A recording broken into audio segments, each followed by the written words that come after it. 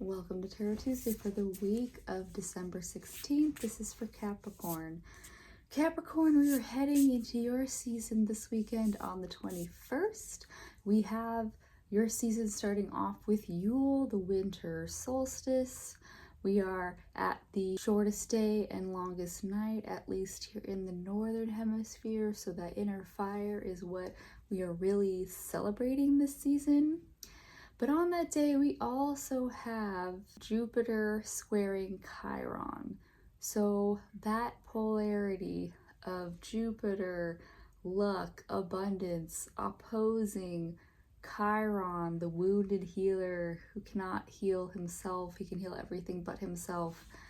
That is what we are really working with. And this is somewhat the theme of this whole last year, where the year of the snake, this 9-year, we were really shedding off everything that we no longer need, or integrating the shadow is a bigger part of it, where we are human. We're allowed to feel all of these polarizing energies of, say, fear and joy, or anger and love, all of these things that are the full spectrum of our experience, and they're all allowed and valid. And so we're really integrating and working this so that we can move into the year of the horse, which starts sometime in late January at the Lunar New Year, so that we can hit that horse season running. Yeah? So really anything that you're feeling right now, Capricorn, is just about integrating that shadow. And yeah, this is the last week of your pre-shadow season, so that's what we're working with. We also have a new moon, the last new moon of the year, on the 19th. It's in Sagittarius. So really, what new beginnings do we want to start now is what this weekend is showing us. Yeah?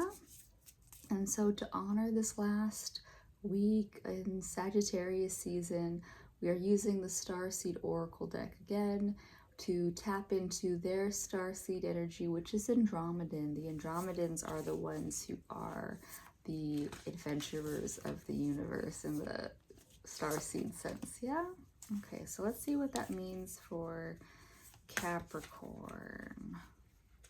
Let's see.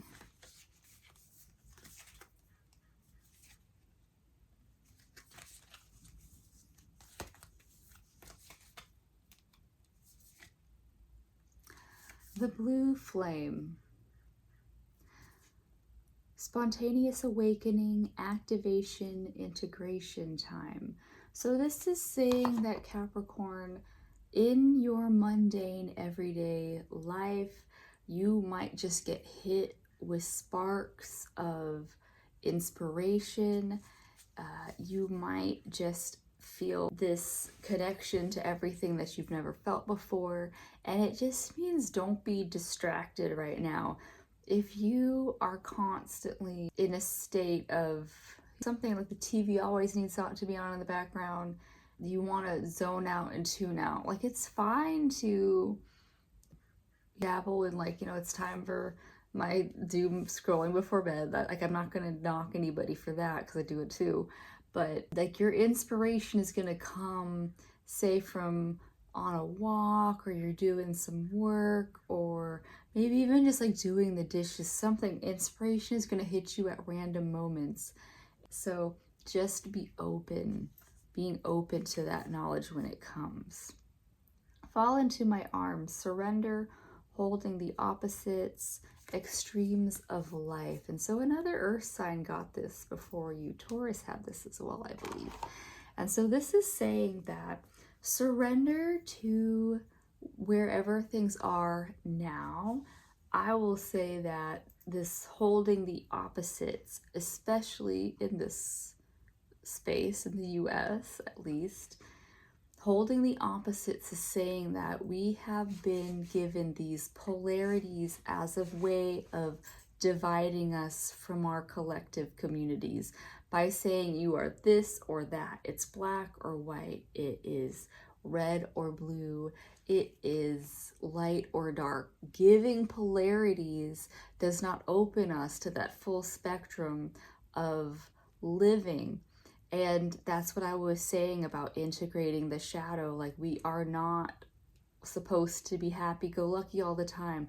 We do have to be down in the dirts and down in the dumps sometimes. That is just part of human nature. And so this is saying surrender to what is and don't allow, especially with the blue flame, it's saying don't let outside influences be a weight on how you experience the world, because the second that you are open to things where they are now, you are not going to succumb to the propaganda, to the narrative that we all need to be this or that, or, you know, fit into a box. So Capricorn, to be open to more, hold the opposites. Just because this person believes something a certain way that is opposed to you does not mean that they are not human and like deserving of being treated as such.